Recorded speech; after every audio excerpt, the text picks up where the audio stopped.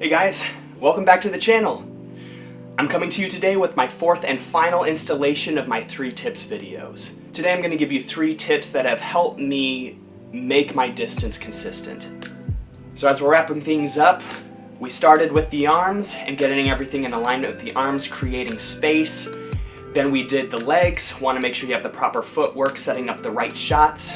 Third video was our core, really getting our core activated, staying loose, staying upright. And these last 3 tips are just a few that I know will help you. This very first one is actually revolutionary for me. I actually kind of touched base on it in my second video about the legs. There was something going wrong during one of my field sessions, and I realized after watching an overthrow disc golf live form review that this was a key element to my inconsistent distance. Don't turn your head.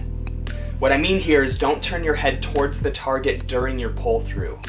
Now I don't know exactly what Overthrow called it, but I'm gonna call it chasing the power pocket.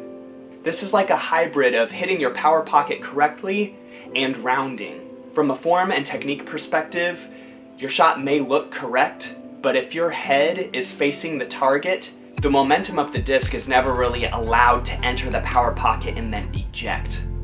What ended up happening is to control my line, I'd have to early release, which usually results in lower spin and lower arm speed. My second tip here is to help you get your nose angle down. In order for you to execute consistent distance driver or even fairway driver shots, you need to know how to get the nose angle of the disc down. The tip for this one is called turning the key. Many professionals end up talking about this, and that's ensuring that at the point of hit, you make sure that whatever angle you have your disc on, if you have a straight pull through where the disc doesn't change angle, or you articulate the wrist a little bit, called pronation. If you pronate the wrist a little bit, you want to ensure that your thumb ends up on top of the disc.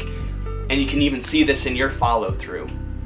If your thumb is either to the side or downwards, that's either going to result in a nose up disc or some significant off-axis torque leading to a lot of wobble. So by turning this key and getting your thumb on top of the disc at the hit and also ensuring that you follow through with that, you'll get a lot more consistent nose angle drives, and it'll greatly improve your distance drives. And with that, that leads into my final tip here. This is very important for consistency, and that is follow through. Well, not only for consistency, but also for your own safety. If you're going to be throwing a hyzer line, you want your right arm to follow through upwards. If you're throwing a flat line, you want it to follow through on a flat line. If you're throwing an anhyzer shot, you want to follow through on the downward line.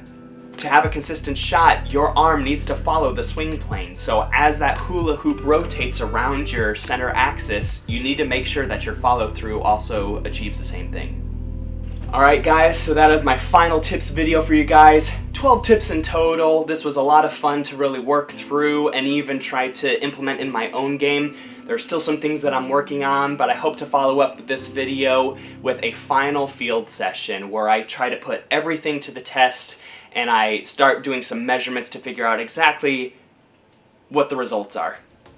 I'm excited to bring that to you guys, and I hope you stick around to watch it. Thank you so very much for watching. If any of these tips were influential to your game, please comment below. As always, your guys' input is so helpful. Share this video with your friends. Like, comment, and subscribe. And thank you very much, guys. I hope to see you on a fairway soon. See ya.